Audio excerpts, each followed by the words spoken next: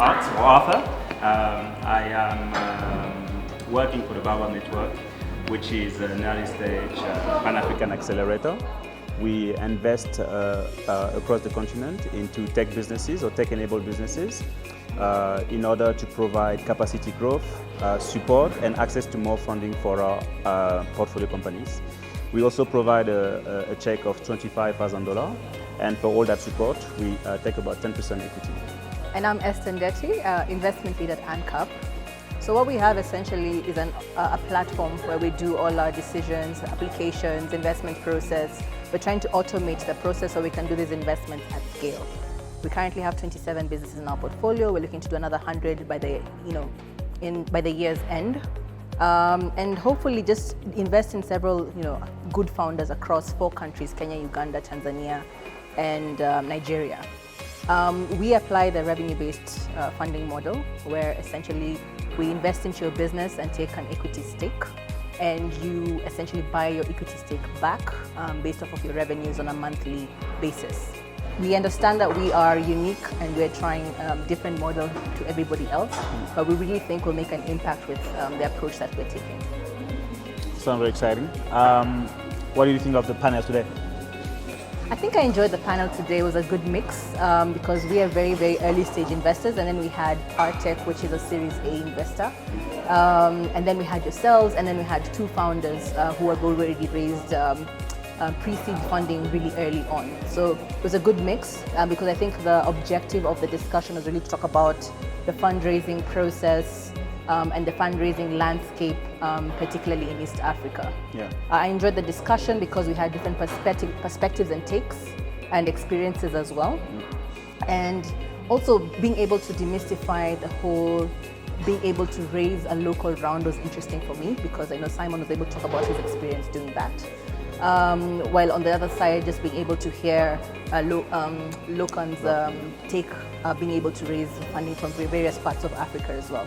So I really enjoyed the panel. What about you?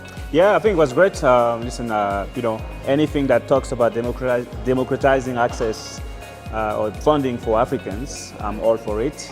I think the diversity of the panel was great. Perhaps an angel investor out there would have been fantastic to complete the whole value chain from founders, sort of accelerator or early stage like yourself, an angel investor afterwards, and also Series A, right? But that being said, I think that the conversation, the question asked showed that people want to understand a bit more, which means then actors like us in that ecosystem, we need to do more work to make sure those things are available to everyone, right?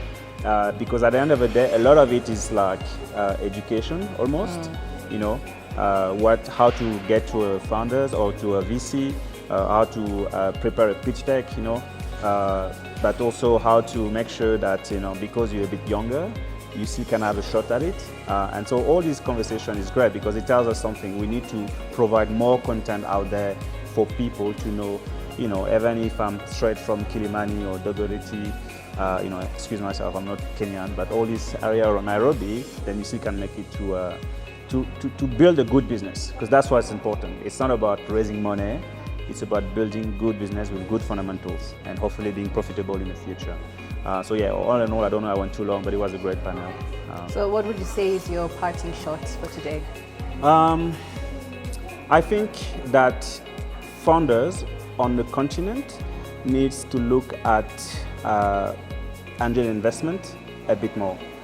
The issue is whatever goes on the news is always the big guys raising Series A, Series B, Series C.